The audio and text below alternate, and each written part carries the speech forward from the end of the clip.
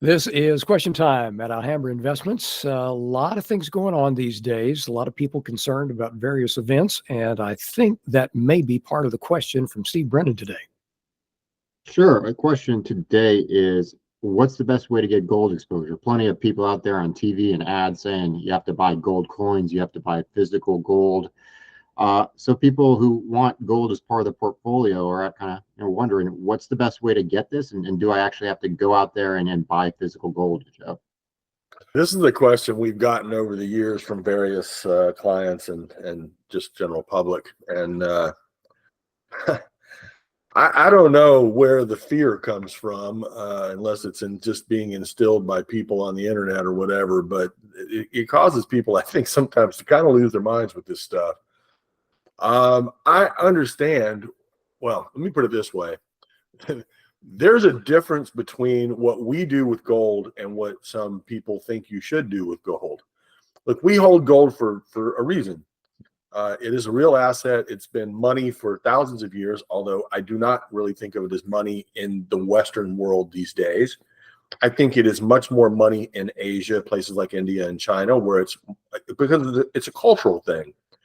In the United States, we haven't been on any kind of gold standard since the early 70s.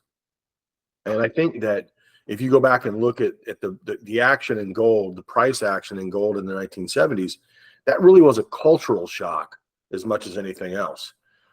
We had been on some form of a gold standard really since the founding. We had been off at various times. We came off during wars and so forth, which maybe was a mistake, maybe wasn't. I don't know. That's an argument that we don't need to get into. But to completely sever our currencies tied to gold was kind of a cultural shock. And I think that cultural shock still reverberates today with certain generations. So there's this idea, listen, we own gold because it's a low correlation asset, sometimes a negatively correlated asset to stocks. That's all our interest is. Our interest is in how it works in a portfolio to reduce the volatility of your portfolio. In fact, just to really simplify it, it works in a lot of ways like a bond. In a portfolio, you have assets that we consider risk assets, things where you're playing offense, and there are things where you're playing defense. And there's some that are kind of in the middle. So on offense, you obviously have stocks, large cap, small cap, international, whatever you want to call them, whatever flavor you want, that's your offense. And then you have defense, which usually starts with bonds. And bonds are, just so everybody knows, bonds are not always negatively correlated with stocks. In fact, for most of their history, they're positively correlated, meaning that when bonds go down or stocks go down, bonds go down too. And we've seen that more recently with interest rates rising from the very low levels that they were from 2010 or after the great financial crisis and so forth. So as rates rose here, 21, 22, 23, we saw this positive correlation between bonds and stocks. But bonds still provide diversification benefits because they are lower risk assets than stocks and lower volatility assets, even though they are somewhat positively correlated at times. Gold tends to be fairly negatively correlated, but again, not all the time. Generally, it's an anti-growth type asset. When there's no economic growth, that's when you're going to see gold rise in general. Doesn't happen that way all the time. It's not happening that way right now. But that is in general why you want to own it. It's a diversifying asset, and it's how you play defense in your portfolio. Commodities also fit in that defensive aspect, although commodities can also be a defensive and an offensive asset. Commodities can perform well when the economy is doing well. They can also perform well when the dollar is falling. So it can be still good growth in the United States, but maybe not as good relative growth. You have a falling dollar and you get rising commodities, but you're going to have growth to make general commodities go up. So it's somewhat defensive, somewhat offensive. Real estate also falls in that category, somewhat offensive, somewhat defensive. It tends to act like a bond at times. It's very interest rate sensitive, but at times it also responds to growth. In other words, if you have interest rates falling very rapidly because the market thinks we're headed for recession, REITs and real estate are not going to do well. If, on the other hand, you have interest rates falling because inflation has fallen back and you're still growing, that's an environment where REITs can be an offensive asset. So that's why we own gold. It's a defensive asset. It needs to be some part of your portfolio, and depending on your risk tolerance. So that's in contrast to what you hear from people saying, well, we've got to have physical gold. These are people that I would kind of put in the doomsday prepper category, who are worried that there's going to be some kind of cataclysmic event that's going to, I don't know, topple the U.S. government, or the dollar is going to fall and be worth nothing. It's going to be the Weimar Republic again. And those people think that we need to have gold so that they can, I don't know, buy groceries when all that happens. Well, I'm not sure exactly how you're going to do that. I suppose one thing, if you're going to own physical gold, you better own a scale, because when you head down to the grocery store to pick up that jug of milk, they're going to want, I need, how many grams of gold do I need? Well, you need to be able to measure that. Not going to be a simple way to run the economy, but I suppose it would work. So they want to have gold because they think it's money, and that's what's going to be money after the cataclysmic event of whatever happens. It's, I don't know, an asteroid hits the United States, or I don't know, Russia does something. I don't know what they're worried about, but that's what they want it for. And so in that case, they want it in their safe at their home or something. We don't believe in that. I'm sorry, but I cannot plan my investments, and I cannot plan based on some cataclysmic event that is not likely to happen. And by the way, I would venture to say that if you are really worried about that type of event, what you really ought to be doing is reading up on how to grow your food and where you're going to get your water, because gold is, who knows if gold will be money after some type of event like that. It may or may not. Again, it's a cultural thing. So if everybody else doesn't want gold, then what are you going to do with it? You can't eat it. So let's talk about that term, physical gold. Most people, when they say that, they're talking about having physical, actual possession of the gold. Now, I'll tell a funny story, because I find a lot of the people that feel this way, they don't think these things through. We had a client once upon a time who lived in upper Midwest. We'll put it that way. I won't name the state, but he lived in the upper Midwest.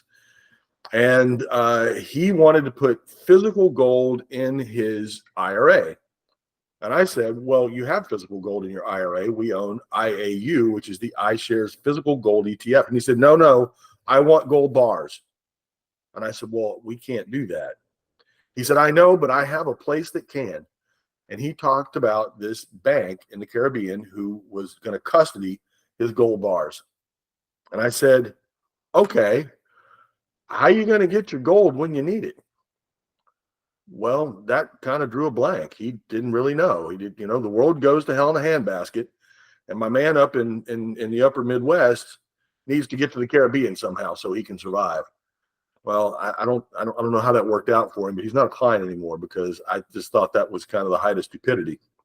Anyway, if you're buying physical gold where you think you got to possess it, and you think that the way to do that is to buy a gold bar and put it in your safe, or you're going to buy a gold coin and put it in your safe, you're going to get ripped off.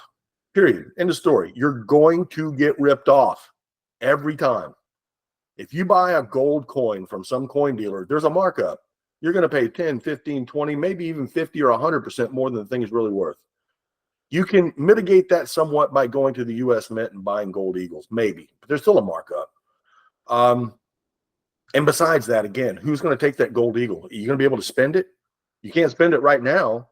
It's kind of odd, actually, if you think about it. A gold eagle's a coin minted by the U.S. Mint, and you can't spend the thing right now.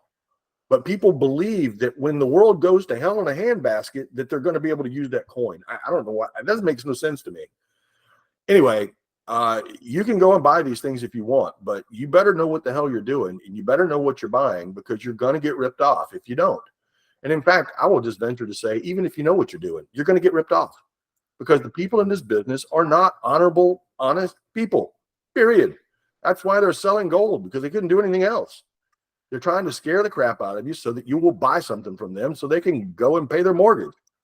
So just leave it alone. Listen, you have multiple options in a publicly traded market with reliable custodians where you can buy physical gold. It doesn't mean you're going to have it in your safe, but I'm going to even give you an option for that.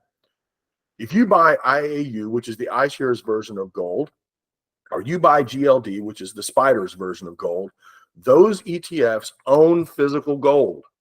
They have gold bars sitting in a safe somewhere, sitting in a vault somewhere. In the case of iShares, we use iShares. I don't know where Spiders keep it, but I'm sure they have a similar arrangement.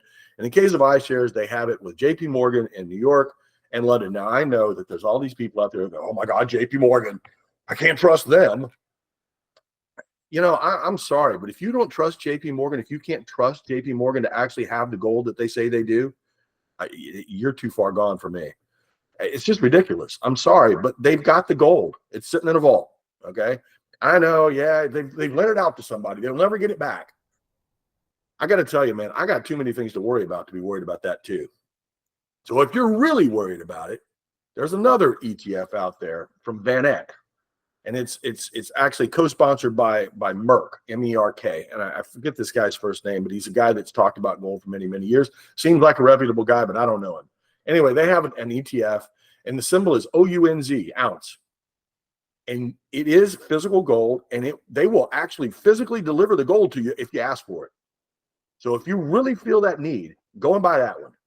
But listen, at least you know, if you buy these ETFs, you know what they're worth, you know what their net asset value is, and you know that you're not paying a premium.